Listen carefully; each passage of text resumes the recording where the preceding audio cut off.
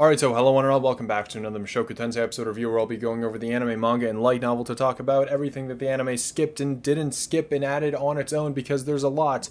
I say that every time, but this time it's like, there's a lot. There's a lot that the anime adds that's very important for the future, and there's also a lot that it skipped, like, a lot that the anime skipped. And like, it's one of these cases where, yeah, you have your cool original content in the anime, but like, you should have added this stuff. And it's kind of important for setting up season 2. But we'll get to that in this episode review, because that's what the point of this series is for. Because it's all for episodes like these where there's a lot. And this is the final episode of Mushoku Tensei season 1, unless you include the OVA. Let's get into it. Starting with the anime, episode 23, Wake Up and Take a Step.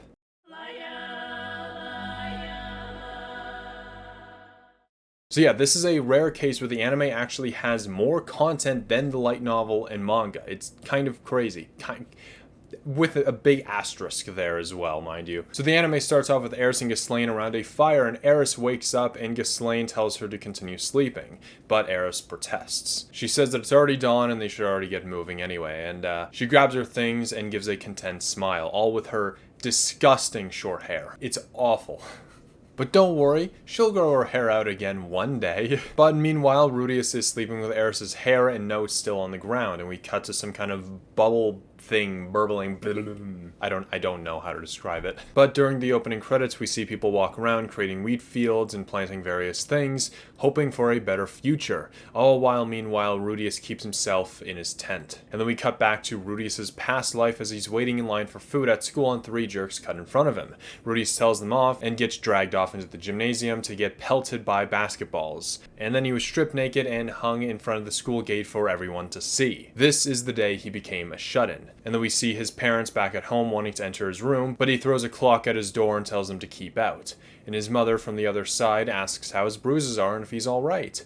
His father says that he knows it's hard, but he can't give in, and they'll get the kids that did this to him expelled. But his mother then tells him not to push himself and just to take it easy and rest. And then his parents leave for the school and try to deal with the situation and leave food for him outside of his door with a note that reads, "Don't give in, you'll be fine, all of my children are strong." From Mom. And Rudius mutters to himself that if he were strong, he'd be able to push through it, and then he cries alone. But now we cut back to current Rudius as Alphonse enters his tent and tells him that it's about time he got up. Since he doesn't seem too busy, just sleeping all day, Alphonse asks Rudius to help. He wants Rudius to dig some wells because it's difficult due to the distance from the river. If they dig too much, the water will collapse in. And there's also timber to move and homes to build, and then they're quite short on manpower. But in regards of Eris, Alphonse says that he'll report that Eris died in an accident during the teleportation incident. And he says that revealing that to the public now would probably hinder the reconstruction and morale of the people, and so he'll wait before announcing it. After a pause, Rudius only says, "It's a shame Eris ran out on you." But Alphonse doesn't really care.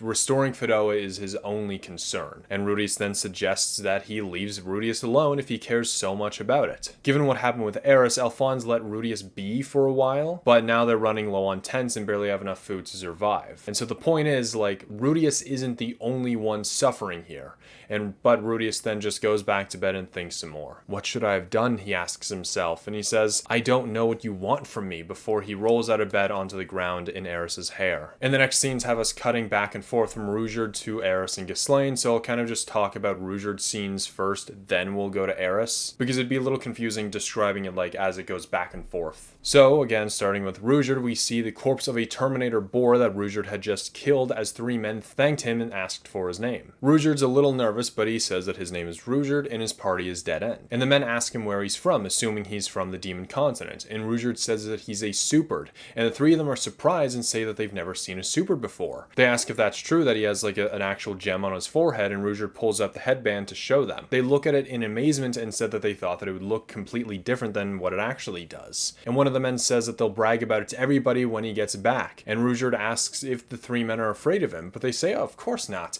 How could we be afraid of someone that just saved them?" And it is interesting because you'll hear that phrase over and over again. I think Paul said it, Rudius said it, and now these 3 guys said it. I think probably the soldiers in Chiron said it as well. Why be afraid of someone if like we just got saved by that person. It's interesting how that comes up over and over again. But the men say that they would be afraid of him if they were a child, and they recall the bedtime stories about the supers and how they'd eat their kids and whatever. But Ruger just flatly says that he does not eat children. Although hearing that, the men laugh as Ruger gives a smirk. And now we cut to Eris slaying an assault dog as we see the corpses of all the previous ones that she's already slain. Ghislaine asks Eris if she wants to go through with this, like actually going to the Sword Sanctum and abandoning Rudius. But Eris pauses for a moment, and she says that Rudius is amazing. He's smart, strong, talented, and he practices magic every single day. She wasn't afraid of anything because Rudius was with her. The thought never crossed her mind that Rudius might die. She says that she can't do anything, not on her own, and always relied on Rudius and Ruger for everything. Rudius was always thinking about Eris and Ruger, but she couldn't do anything in return for him. She says that she's just awful, and she pictures what she kind of forced him to do the previous night. And she comments that Rudius's hands were much smaller than hers, and she climbs up on a rock and yells to the world, or I guess to no one, to herself, that she loves Rudius, and that she will see him again one day. She'll train and get strong, so strong that she'll be able to defeat the dragon god Orsted, and when that time comes, she will protect him. And so this is very similar to what we got in the previous episode that I covered, in the light novel portion of it. We get this huge Eris monologue, and this is a very, very like shortened and condensed version of that monologue. So if you want to see more about Eris's character, because there's a lot that the anime skips,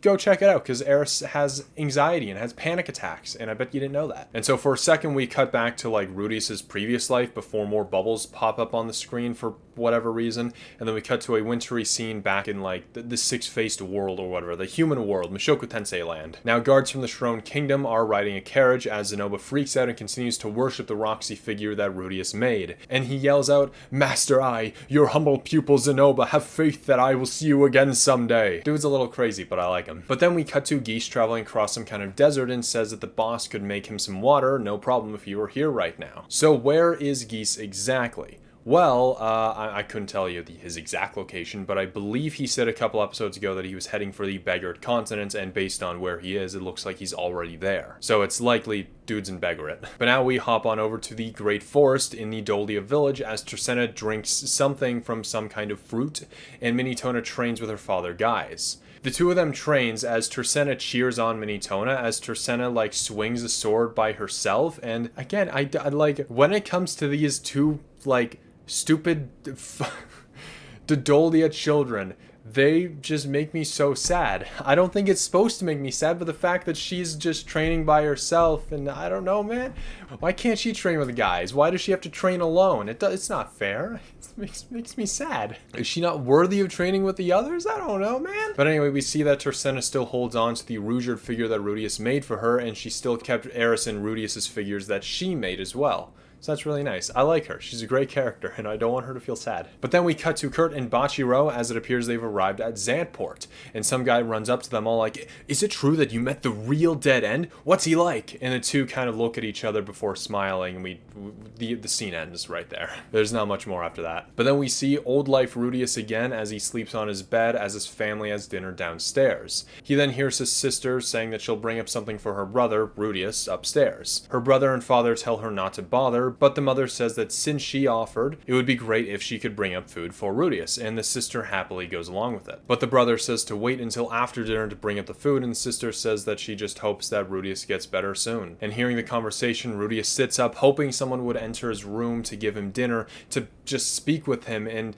act like he's part of the family, only to realize that no one is coming. But now we find ourselves back in the six-faced world as Talon is having a drinking contest with Kishirika as Roxy, drunk as hell, sits and enjoys the show. Drink after drink, they keep going until Talhand, a dwarf, gets out-drunk by Kishirika, somehow. And all while watching this, Roxy passes out while Alina Lies finds a man and gets down and dirty with him, all in the background. But sometime later, the bar empties out, and it's just Roxy remaining as she wakes up. Well, I guess Talon is still, like, knocked out on the ground, and Alina Lies is, while she's doing what Alina Lies does best. But then Roxy overhears the bartender ream out Kishirika for not being able to pay, despite like her saying earlier that the drinks were on her. Kishirika acts all innocent and goes, oh, well, you see, if only you can call on Hagura, surely it'll all work out somehow, right? Quick side note, Hagura is the demon king of the this area region of the demon continent. And the bartender then grabs her, seemingly like he's about to sell her, to the slave market, before Roxy steps in, giving him 6 green ore coins. And so I'll just, here's the money chart. That's how much she spent. I'm not going to go into it.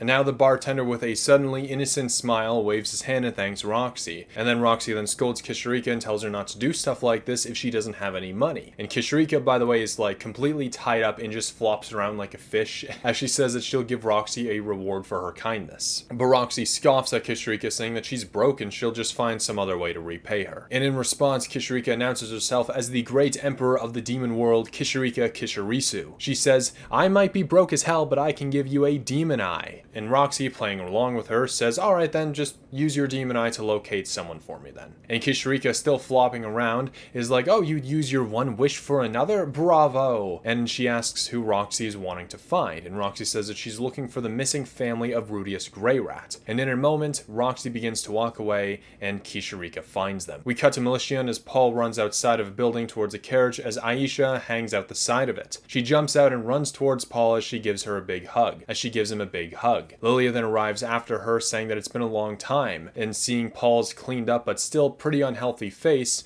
she cries as he pulls her in for a hug and says that he's glad that they're both safe. Norn then walks towards them nervously and asks about her mom, Zenith, and she starts to cry as Paul puts down Aisha and comforts Norn. He says that Zenith is waiting for Rudius. He's sure that they'll both come back together soon. And Norn nods her head and tries to be strong. And watching that, Aisha puffs her chest out and puts her arms on her hips, acting all superior and shit. I like Aisha, maybe a little bit more than Norn, but still, she's a bit of a bitch sometimes. Especially to Norn. But watching Aisha watch Norn and Paul is Kishirika, as she says that the father, the maid, and the 2 girls are living happily in Militian. The mother is undetermined. Kishirika can't see Zenith's exact location for whatever reason, but she does know the approximate location. Zenith is on the Begarit continent, in the labyrinth city of Rapan, and she is indeed alive. And so I guess it is a good thing that Geese is heading there, so I guess hopefully she'll be found soon. But Roxy then asks about Rudius, and Kishirika says that he's on the central continent, but he kind of just looks like shit. Kishirika laughs at his misery as Roxy thanks Kishirika for helping her. Marching away, Kishirika bids Roxy a farewell as she dies or something, I don't know. She's kind of just gone, and so unfazed, Roxy simply just turns around and walks away, and Alina Lies is curious as to why, since Zenith is alive, that she hadn't contacted anybody yet. Roxy suggests that Zenith might be in some kind of trouble, and Alina Lies asks if Roxy is worried about Rudius and all, and she says that she's obviously worried a bit. She wants to know why he's feeling so depressed, but she knows that Rudius will get back up on his own sometime soon, hopefully. And then we cut back to Rudius' old life as he loses at some video game, and he says people don't change easily, no matter how many chances they get to start over. Even I never wanted to end up like this. I was surrounded by many people who reached out to me. I rejected them. I was stuck in my own paranoia, convinced that they were all laughing at me. I thought that I could do it if I tried. I wanted to lose myself in that dream, but it's too late now. No one will reach out to me anymore. So what does it matter now? Why should I even bother trying? No one will reach out to me anymore. I'll live on in my dreams. I mean, people can't just change, right? And now we see current Rudius curl up into a ball just like as he did in his previous life, and he asks, what does it matter now? And now we get what I think is the most interesting part of the episode, because this isn't actually in the light novel or manga. Not that some of the stuff that we've already covered already was in the light novel and manga, but this is a complete anime original scene, and I'm very excited to go over it. And so we do see the bubbles again before we cut to Zenith as she's basked in some blue light waking up, and we then cut to her sitting on a chair in the house in Buena Village. She looks kind of tired and empty, like she's kind of very still and frozen and emotionless. But then, almost like waking up from a dream, she hears somebody behind her and opens her eyes fully. She hears Rudy and Paul training outside in the rain, but distracting herself with them, she accidentally pokes herself with a needle as she was sewing. But outside, Rudius brags that he got a hit on Paul as the two walk inside. Paul says that throwing mud in his eyes is cheating, but Rudius says that he's the one who told him to pursue victory at any means necessary, so, it's only fair. And now Lilia, with baby Aisha, like, strapped on her back, hands Rudius and Paul some towels to dry themselves off with. Zenith makes a comment at how dirty Rudius is, but he laughs and apologizes before seeing Zenith yawn, and he pauses. Zenith says that she's just a little tired and that's all, but Rudy asks if she's okay. And he says that he'll clean up for her, and tells her just to get some rest. And Zenith goes, "Oh, you know what? Alright, I think I'll take you up on that offer." And she asks him to wake her up when everything's ready, and Rudius says, "Understood, I will take responsibility for waking you." Then as Zenith watches Rudius tell Paul to clean the floors, a weird like film or glossy reflection takes over the screen more and more. Paul holds Norn, cradling her as Lilia tends to something as Aisha is still strapped to her back. As Rudius keeps like telling Paul off, Zenith whispers, "Thank you, Rudy." And he says that it's the least that he can do, "Don't worry about it, Ma, I got this." They're family after all, and she continues to say, "Rudy, I love you," with a smile on her face as her voice echoes and we see the bubbles once more. Now, something to note about this scene is that it's not real. This is not a memory. You can tell that it's not a real memory because of Aisha. Now let's look back at Norn and Aisha when Rudius was sent away to the Boreas family. They look like Norn and Aisha, I don't know what to tell you, but compare them to the Norn and Aisha in this scene. There's not really much of a difference between the two Norns, but when it comes to Aisha, there is a notable difference with her hair. It's much longer and therefore she is older. But this doesn't exactly make sense because Rudius wasn't here when they were at this age. He was already at the Boreas family estate. And so what exactly is happening? I'll let you think about that on your own, I guess. We do cut to Rudius waking up as he remembers that he needs to find Zenith. And so we see the old life Rudius get up and walk out the door. And Rudius continues walking past the old version of him strung up on the school gate. And a droplet of water falls from the sky as Rudius leaves the tent, carrying nothing but his staff and the holy relic with him. And now we get a post-credit scene. Basically, Princess Ariel is looking through the sheets that describes Rudius's life, describing how he's a same-class water mage at just the age of 5, and without incantations on top of all of that. And she says that he would certainly be impressive if this were even true, but come on, like, there's no way that this is a true story. This is some fabricated, like, document. And Luke even says that it's hard not to laugh at a tale that exaggerated. Ariel says, "But you'd like us to believe that this isn't fiction?" And Fitz says, "Yes, I can confirm because Rudius Greyrat is apparently his savior, mentor, and friend. And if he had to pick one person, this Rudius is like the person that he respects the most."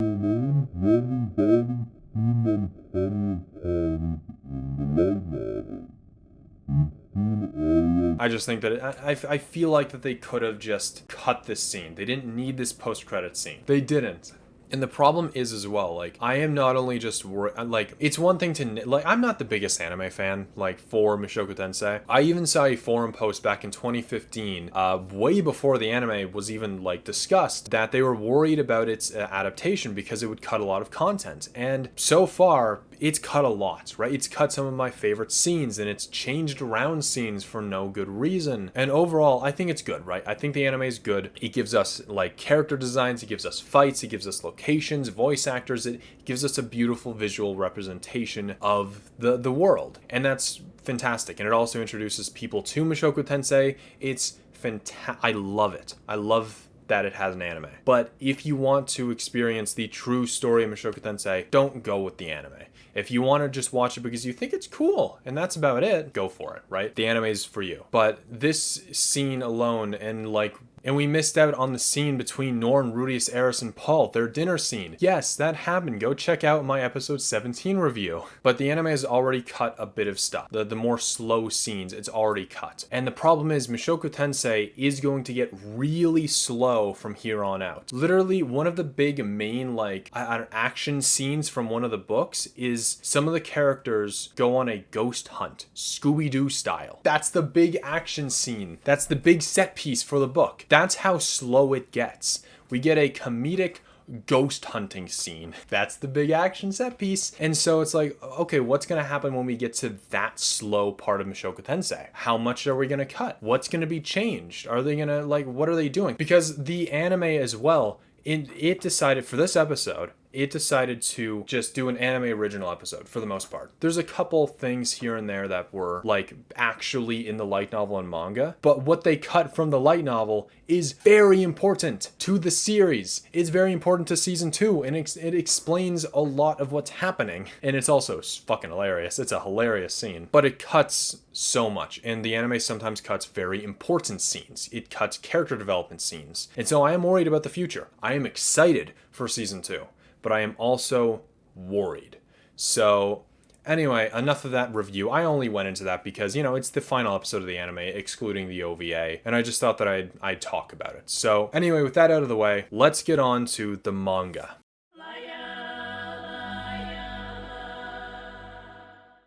So now here, Rudius is still coming to terms with Eris abandoning and dumping him, and he thought that they were family, and we see her new look. And, I'll admit that it fits her style, but I just hate it. It's awful. But Alphonse said that officially that Eris is dead, and he'll announce it in a few years because of the state of the people at the moment. It would be best to wait before announcing anything right now. But Rudius just obviously doesn't care about any of that. All he wants to know is why she left him. He just doesn't understand. But he screwed up so much these past few years, so maybe she just didn't like the idea of hanging around a guy like him until the end of their promise. So she decided to fulfill it early. She said her goodbyes and went off on her own. In the end, Rudius still feels like that he's the same way that he's always been. So of course she'd get tired of him. And what is interesting is like how Eris feels the exact same way. Again, go check out the previous episode 22 review. There's a whole Eris section where we get into her mindset. And this is basically what she thought as well. And it's fascinating. But anyway, Rudius then remembers something. Zenith. He should go look for her. And so then as he leaves, a certain lustful elf steps onto the central continent after traveling by sea. But she isn't alone. But behind Alina lies is the demon lord Badigadi, as she says, "So we're finally here, the central continent." Next up, we find Rudius Greyrat. Why is she traveling with the demon lord Badigadi? Well, the light novel explains eventually. But the manga does actually go into the Roxy meeting Kishirika part a while back, but I never really went through it at the time because I'll be going over it now. We see Roxy talking to someone from the demon race as he goes, "Hey, it's okay, right, Missy? Hey, I'm begging you, just please this once, okay?" And Roxy, a little reluctant, stands up and says, "All right, this one's on me." And Roxy was like really drunk that day. And now let's just go back a couple hours to when Talhan, Alina Lies, and Roxy made it to Plasma Town, located somewhere northwest of the demon continent. As they arrive, Talon suggests that they go to a restaurant or a bar, and someone walks up to them saying that the food here is good thanks to the bounty of the sea race. And because of that as well, so is the booze. And that immediately piques Talhan's interest and says that booze is like a dwarf's bread and butter. And Roxy asks what Alina Lies would like to do, and she says that she's interested because men are like her bread and butter. But later they arrive at a bar, and Roxy has a spirit that's so sweet, and so of course she loves it. She's not really one for booze, but for some reason the alcohol here is pretty sweet. And so everybody agrees to pitch in, including Roxy, and that is how their night started. But then out of nowhere, Kishirika appears and challenges everyone to a drinking contest, saying that if someone can beat her, she'll grant them one wish. And she completely wipes the floor with everyone. But then there's Talon, who's drinking straight from the barrels, and the two of them keep going until they're on their 40th barrel before Talon passes out and vomits all over himself. Somehow Kishirika can outdrink more than a dwarf, like no problem. And Kishirika is like, "Haha, I shall remember you as the fool who dared to challenge me. As for my name, the one who bested you is..." What? Is nobody listening? "Hey girl, come here." And she points at Roxy, getting her to come closer. She says that it's quite the occasion and so that they'll do it together. So just follow her lead and bust a move. And Kishirika and Roxy slowly bust a few moves as Roxy slowly gets into it, announcing that the girl who beat Talhan is none other than the demon world's great empress Kishirika Kishirisu. And Alina Lies then shows up, completely man recharged, and catches Roxy in a pose with Kishirika and gives her a face. But Roxy asks if Kishirika is the real deal, and she says yes, and Roxy's kind of amazed. But then the barkeeper said, "Well, if you're the great empress, surely you've got more money to cover this booze, right?" And Kishirika kind of freaks out, thinking that since everybody pitched in, it would be fine. But he says that that's clearly not enough. And he's like, "Well, time to sell you off to the slave market, I guess. Nothing you can do." But then Alina Lies has the brilliant idea of stealing from Talon, who did drink a lot of the alcohol there, so it's kind of his fault. And so they paid for the tab using Talon's money, and Kishirika is grateful for what Roxy had done, and mention how good the world is since first Rudius helped her when she was starving, and now Roxy helped her here. And Roxy's like, wait, you know Rudius? And Kishrika's like, oh, hell yeah, I do. How do you know him? And Roxy, realizing that she hadn't really said much about herself, introduces herself and says that she is Roxy Magurdia of the Badigadi district, and she is also Rudius's master. Kind of, I guess. And Roxy thinks about the coincidence of running into an acquaintance here and says that she's so excited to meet him again. And when she does, she will punish Rudius for making her worry. First off, she'll tie up his arms and legs for some good old S&M play, and then when he cries and begs for mercy, she'll say, if you want me to forgive you, then you will have to satisfy me. Actually, this wasn't exactly Roxy's thoughts, but Alina kind of hijacked her little thought bubble and proposed for a more interesting future. A future that I bet Rudius probably wouldn't be against. But Kishrika, noting that she was helped by both master and apprentice, allows Roxy to have one demon eye. But Roxy, just all she wants is to have Rudius's family found. So she asks for their whereabouts. Kishrika sees Rudius and Eris talking on a boat, and it's likely that they're heading out. I guess maybe they're heading to Milis, or they're heading to the central continent. I don't know, but they're on a boat heading to some continent. And Kishrika says that Paul and Norn are in Milishian, but doesn't give any information on Lilia and Aisha, saying that she can't see them. However, she does say that Zenith is in the labyrinth capital of the Begrit continent. Probably, anyway. Roxy shakes Kishrika for a more clear answer, but she ends up making Kishrika pass out, and she leans on Roxy saying, sorry, Roxy. Kishrika. But just then, Rudius's demon eye activates and he says, I've received the warmanality of the gods! And Eris is like, what is going on, Rudius? What are you doing? He's like, it's God! Through my demon eye, I have received a hug from the one true God! And just then, Roxy felt like a cold chill run down her spine, for whatever reason. But that is the manga. Not too much added, but just a lot changed, I suppose. And so now, let's move on to the light novel.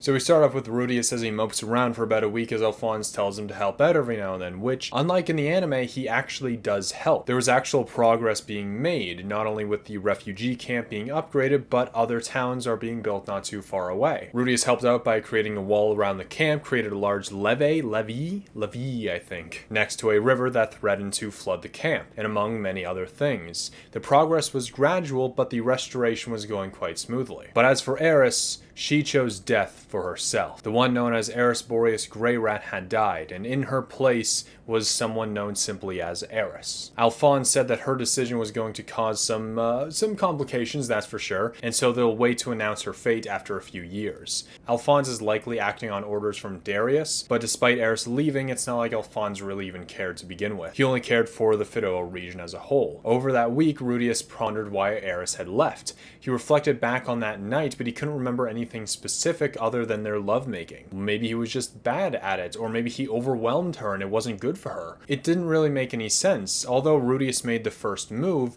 she invited him. And again, it's very interesting because again, in the Eris monologue from last episode, she goes over the exact same thing. She felt like that she was like too overwhelming for Rudius. But Rudius goes like, no, that's not it.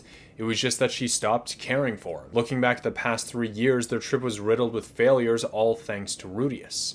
It was obvious that Eris would hate the idea of being followed around by a man who caused all these failures for another 2 years, and so that's why she fulfilled her promise early and left. That's what Rudius convinced himself with and thought that there was no deeper reason for her leaving. But then he remembered the mission. He had to find Zenith. And so that's how he set off for the northern parts of the central continent. And yeah, that's kind of it. It's not really a lot, but we do get a lot more information here from Roxy's point of view.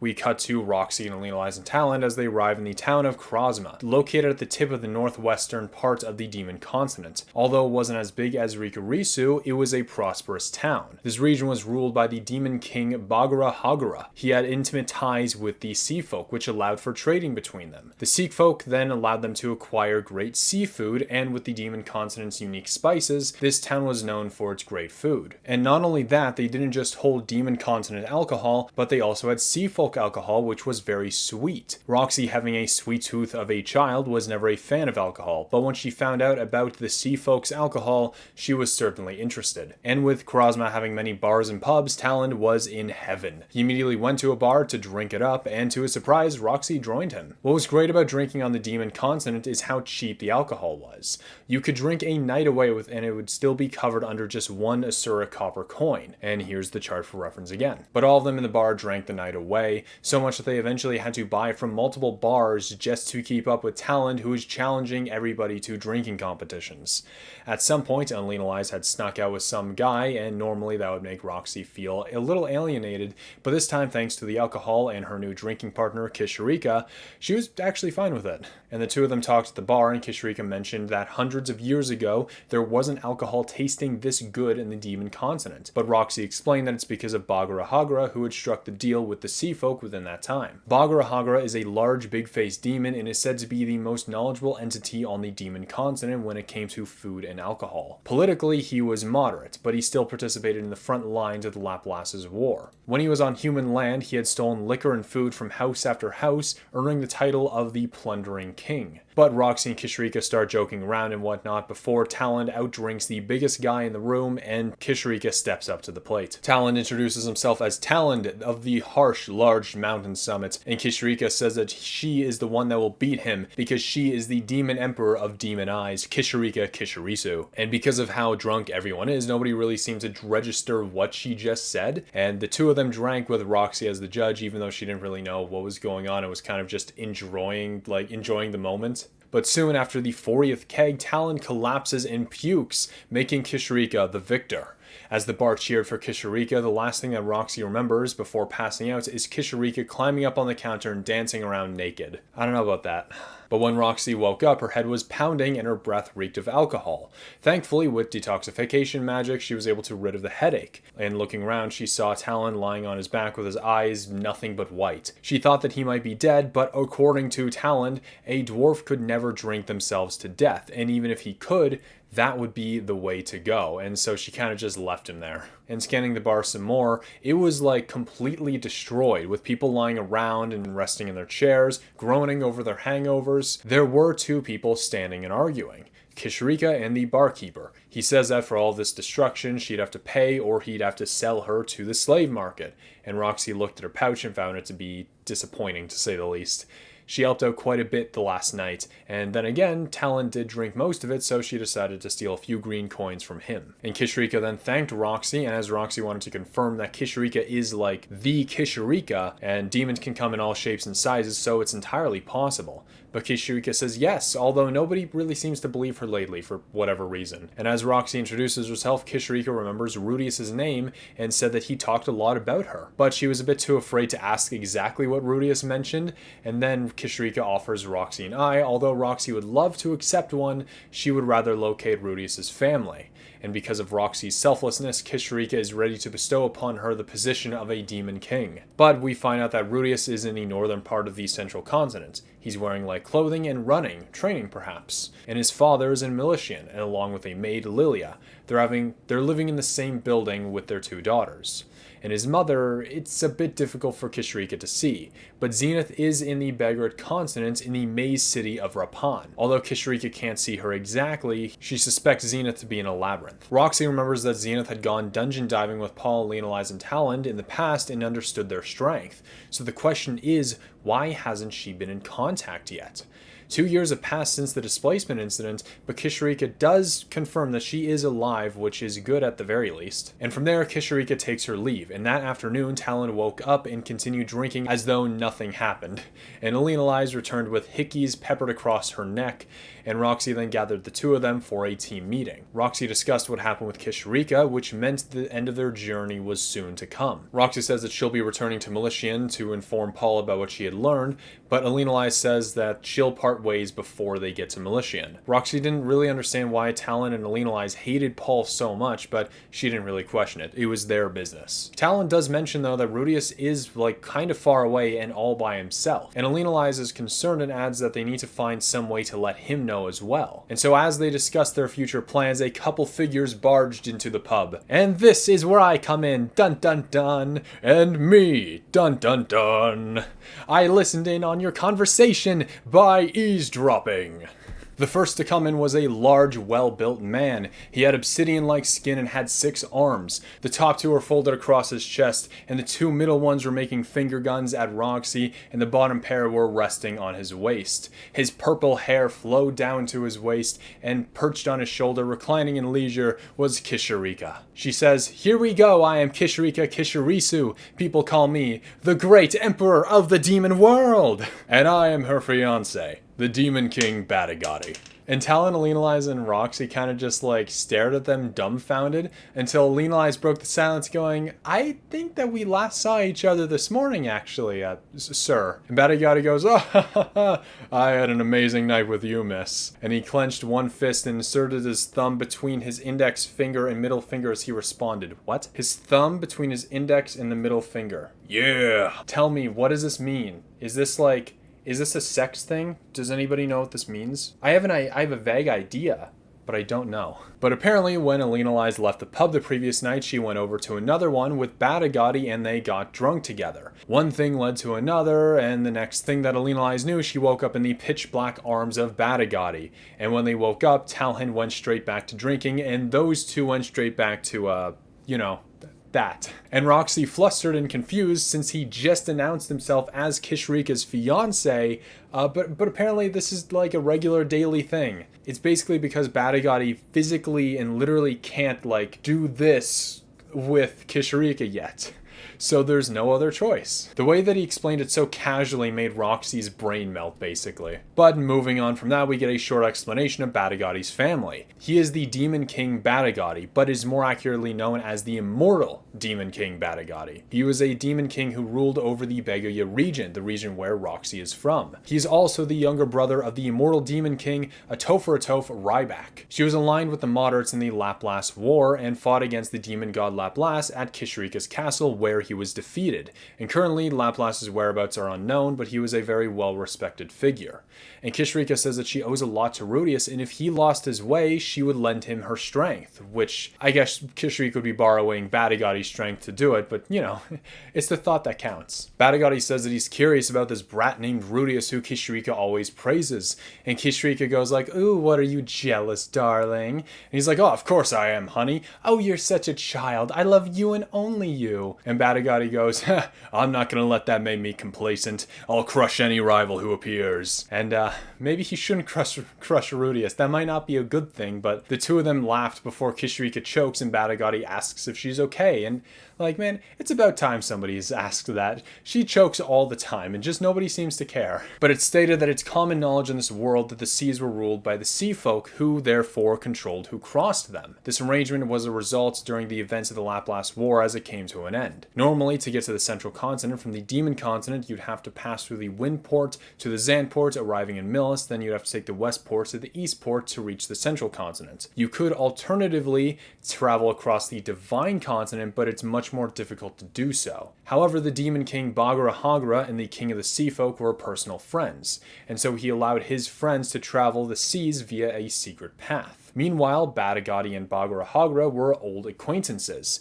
Because of their connection, Badigadi knew of the secret path and could cut past the divine continent and arrive at the northwestern tip of the central continent. However, if Roxy were to join them to see Rudius, the report to Paul and Militian would be delayed, and she can't really travel the demon continent alone. So that meant that either Alina Lies or Talon would have to join her while the other went off with Badigadi and Kishirika to the central continent. Not wanting to see Paul and not refusing to back down, Alina Lies decided to journey the central continent to see Rudius, while Talon went with Roxy to meet up with Paul to give him the whereabouts of Zenith. Roxy didn't really understand why they can't just send a letter to Paul, but whatever. They came up with the plan and so it works. And so the two parties begin to say their goodbyes to each other as Roxy and Alina Lies exchanged a firm handshake. Alina Lies then says, "If you find a good man, you better not let him go. You really have to use your upper and lower lips to get a tight grip on him." If there's someone you really like, go hard for them. Love is something that can grow afterwards.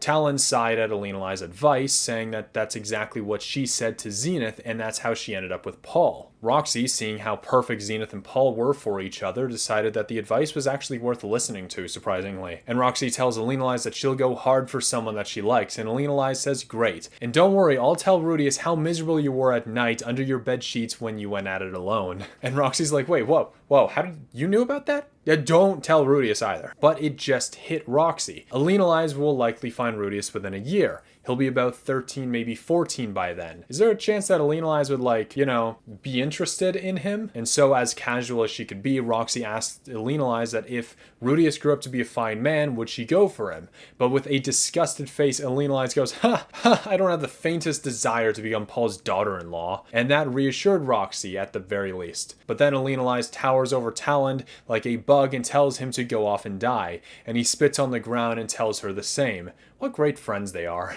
But later, Alenali had boarded her own ship with Badigadi, and back in the ancient times, it was a seafolk vessel that was pulled along by sea creatures, which made human ships look pretty shabby in comparison. However, nowadays, human ships were actually much safer and faster. And Kishrika says, well then, let's see each other again, Batty. When you want to see me again, just return to the demon continent. And he's like, who knows how many years that'll be, but I will return one day. And Alenali's confused, thought that Kishrika was joining them, but Badigadi explains that she can't leave the demon continent. Alenali asks if it's a curse or something, but Badigadi just says something like that.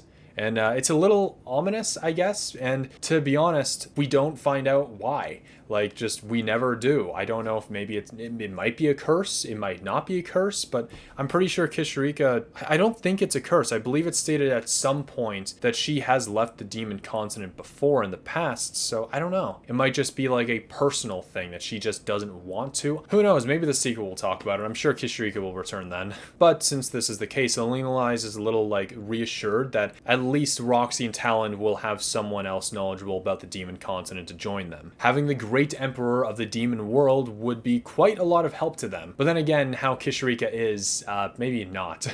But Badigadi and Alenali set off, likely to have lots and lots of sex over the next year, as Roxy Magurdia's journey continued. Now, I would go over the light novel's version of the post-credit scene, but that would be spoilers for the next volume, so I won't, because it's almost as though it shouldn't have been included in the anime. Look at that. Alright, I'm done talking about that. I'm done being salty. But let's talk about this book's post-credit scene, I guess. It's an extra chapter called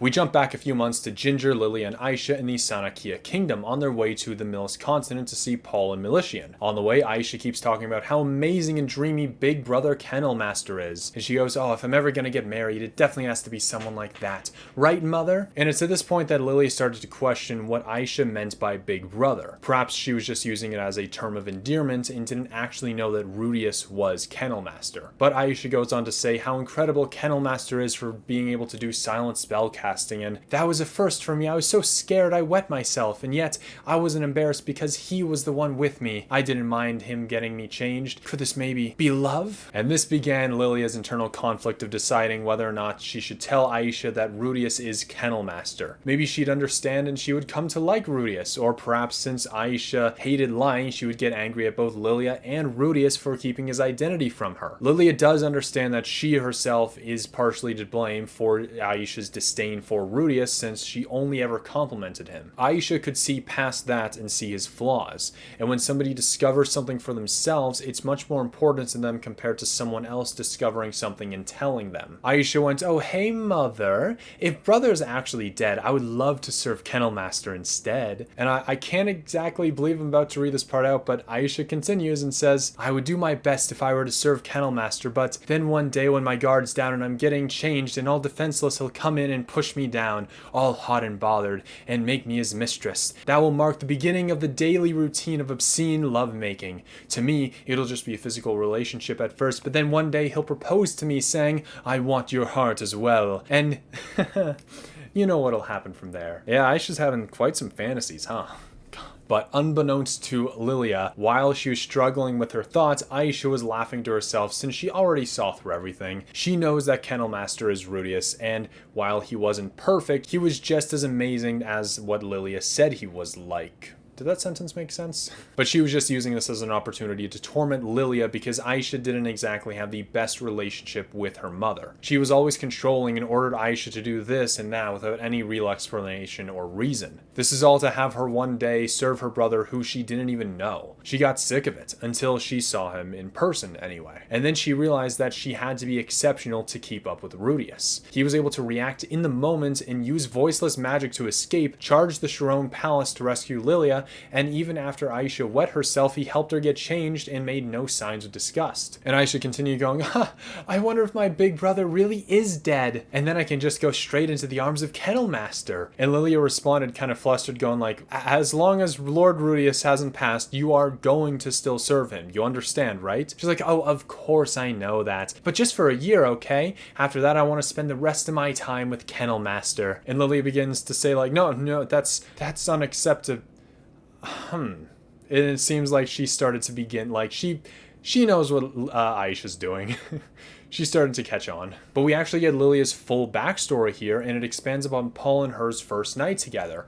And it's painted less as like, how do I word this with YouTube censoring? He didn't force himself onto her. It was more like what Eris did to Rudius. That's what it sounds like anyway. Although that could be depending on the translation. This is like the redone version, I think. But the PDF that I found online goes into a little bit more graphic detail, but I don't know which is the more like legit version. So I'm just going to assume that this is the legit version. It seems like Paul wasn't as evil as it's led on to believe, I guess. But anyway, let's go through it. Lilia was born with no last name because she was a commoner of the Asura Kingdom. Raised in a small village in the Asura Kingdom, she had later entered a training hall of the Water God style in a city in the Donati region. Her father had owned the hall and made her pick up the blade at a young age. Like her parents, she was terrible with words and didn't have much charm. However, she was a hard worker, and although she didn't have much talent for the sword, the other students at the hall still found her endearing for how much effort she put in. The students doted on her as if she were a little sister to them, and so she gained a bunch of older brothers in return. However, as Lilia had matured and went through the stages of puberty, the other students stopped showering with her, avoided speaking with her one-on-one, and began to give her gazes. Lilia understood what was going on and was a very realistic girl.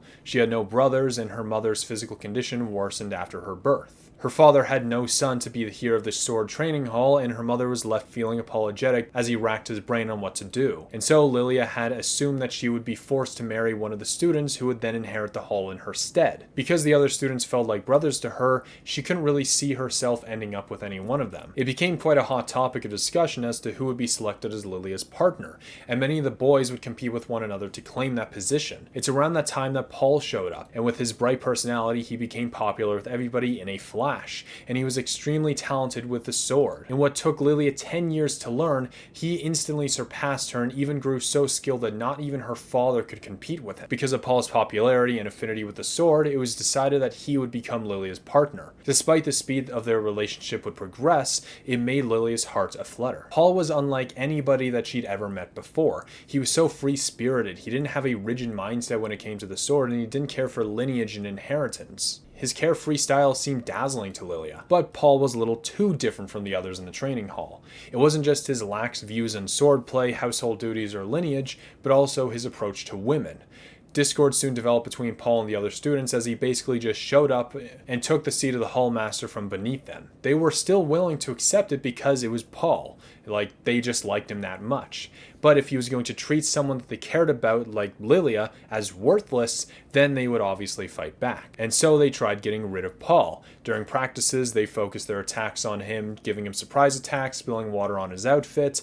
And through all this, Lilia took Paul's side through it all, and that only angered the students more. If Paul were normal, it would have ended there. He'd either have dealt with the harassment or flee. However, because Paul was a bad boy, his mood soured and he began to act out. One night, Paul had snuck into Lilia's room and seduced her into surrendering her innocence to him. It happened so fast and she was swept off her feet. By the time her mother had come into the room to wake her up the next morning, Paul had already left town. Because Paul abandoned her, she developed a distrust for men and continued to distrust them even after she became an adult at 15. And again, depending on the translation, the reason for her distrust of men is a little bit different. One's a bit more graphic, one's a little bit not. The version that I have is less graphic, I guess. There are censored and uncensored versions of the Mushoku Tensei light novels, but mine is technically the uncensored one, so I don't know. I'd have to check back with what the web novel describes the event as, but we'll just say, you know, Paul didn't do that to Lilia. Right, we'll just go with that. But in order to continue the sword hall for generations, and Lilia's mother was too ill to have another child, the only thing Lilia's father could do was to force Lilia to marry someone, and so he came up with a decision. He'd abandon his dream to use his connections to allow Lilia to work for the Asura royal family as a maid, whose duties extended to being more than just cleaning. She would also protect the royal family when necessary. During her time as a maid and an armswoman, she gradually overcame her distrust for men. Instead of heading back home, she went for the Fido region where, by some twist of fate, she'd become the maid of Paul and his new family. She and Paul then rekindled their affair, got pregnant with his kid, and became his second wife. But as a father, he couldn't force his daughter to marry someone that she didn't want to. And to tell the truth, it was difficult to say if Lilia was happy or not. She was basically a mistress, and likely Paul loved Zenith more than he loved her. But the Grey Rats accepted her into the family, but her anxiety and insecurity had persisted. And it was Rudius that supported her during these rough times, and it was because of him that she's still alive to this day. Lilia decided that she'd raise her daughter to one day serve Rudius, but during this she questioned how much she even loved Aisha. Her father cared more for Lilia's happiness than the continuation of his sword hall. And look at what Lilia's doing to her own daughter, making her repay what Rudius had done for Lilia. The conflict only worsened when she found out that Aisha was an exceptionally brilliant child. The two of them were transported inside of the Shrome Palace. Faced with hostile men, Lilia's mind went blank and instincts kicked in. She pulled Aisha behind her, grabbed the nearest candle stand, and defended her and her daughter as much as she could. However, in part due to her leg injury, she wasn't really able to resist much and was captured. Aisha being dragged along by the soldiers, Lilia screamed at them, begging them to spare Aisha, and she did not care what happened to herself. And those words came out unconsciously for her. Those were Lilia's true feelings. Despite being confined to the castle and forced to work as a maid, her heart was lighter than ever before. She finally didn't doubt her love for Aisha and was satisfied that her desire for her to serve Rudius wasn't just a selfish one. Aisha, like Paul, was free-spirited and independent, and so she found her mother to be suffocating. She couldn't understand why she had to serve Rudius and hated working towards a goal that she couldn't understand the meaning of. However, Lilia never gave up and knew that one day, so long as Rudius remained the same person on the day that he saved Lilia, that Aisha would understand. Or so she thought. But now back in the present, Aisha continued to speak wonders of Kennelmaster, saying that he's all that she can think about. Oh, those sturdy arms that lifted me up, his gallant face and confused attitude. Aisha did understand though. She saw Rudius for herself and understood why Lilia raised her the way that she did. But this isn't exactly how Lilia thought Aisha would understand. And so finally, Lilia said, Aisha, and stood up, raising her hand. Aisha, who had a mischievous face, suddenly trembled with surprise at Lilia's movement. It wasn't uncommon for Aisha to get smacked. However, she generally knew of the fine line between making her mother so angry that she would hit her and so angry that she wouldn't hit her. However, this time, Aisha just didn't understand why Lilia was angry. She was complimenting her older brother that Lilia had done nothing but praise for her entire life. Did she mess up? Was Kennelmaster not actually Rudius? As she thought about it, she froze as something softly brushed her head.